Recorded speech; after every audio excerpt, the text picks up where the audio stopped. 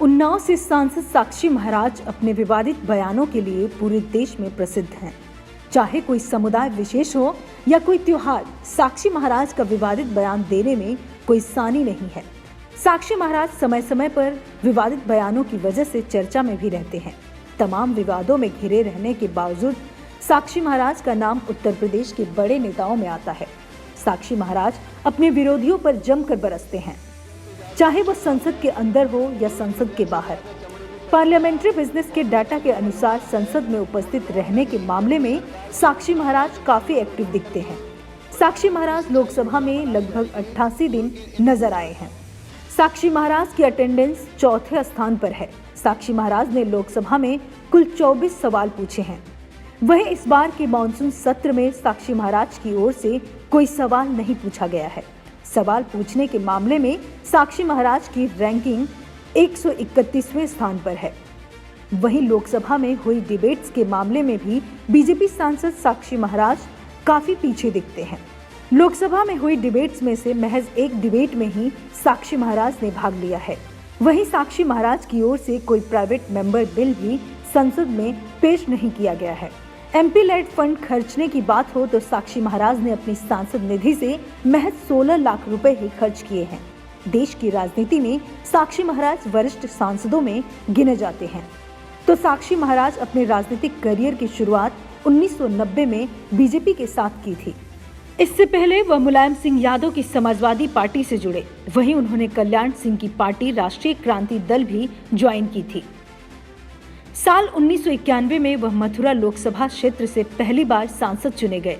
इसके बाद वह 1996 से 1998 में फर्रुखाबाद से सांसद चुने गए।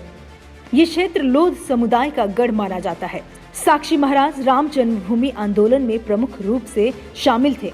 साक्षी महाराज का जन्म 16 जनवरी 1956 को उत्तर प्रदेश स्थित कासगंज जिले में हुआ था। उनके पिता का नाम आत्मानंद जी महाराज और माता का नाम मदालसा देवी था। साक्षी महाराज लोध समुदाय से आते हैं। ये समुदाय उत्तर प्रदेश में अति पिछड़े वर्ग के अंतर्गत आता है। साक्षी महाराज को बाबरी मस्जिद केस में आरोपी भी बनाया गया था। साक्षी महाराज का नाम 1997 में भी उस समय सुर्खियां बटोर रहा था जब वे फर्रुखाबाद से सांसद थे और बीजेपी नेता ब्रह्मदत्त द्विवेदी की हत्या के मामले में भी उनके नाम पर शिकायत दर्ज कराई गई थी। महाराज का नाम हत्या के इस मामले की जांच के दौरान आया था, लेकिन बाद में सबूतों के अभाव में उन्हें क्लीन चिट दे दी गई थी। वर्ष 1999 में हुए लोकसभा चुनाव में साक्षी महाराज ने बीजेपी का दामन छोड़ते हुए समाजवादी पार्टी के टिकट पर फर्रुखाबाद से चुनाव लड़ा था।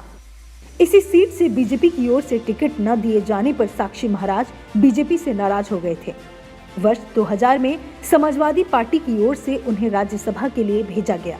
साल 2014 के लोकसभा चुनाव में साक्षी महाराज को बीजेपी की ओर से उन्नाव लोकसभा सीट से टिकट दिया गया, जिसमें उन्होंने भारी मतों से कांग्रेस उम्मीदवार अन्नू टंडन को हराया।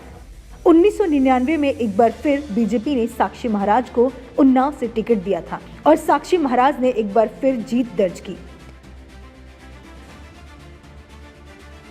2019 के लोकसभा चुनाव से पहले बीजेपी ने जब अपने तमाम सांसदों के टिकट काटे थे तो साक्षी महाराज का नाम भी प्रमुखता से टिकट काटे जाने में चला था।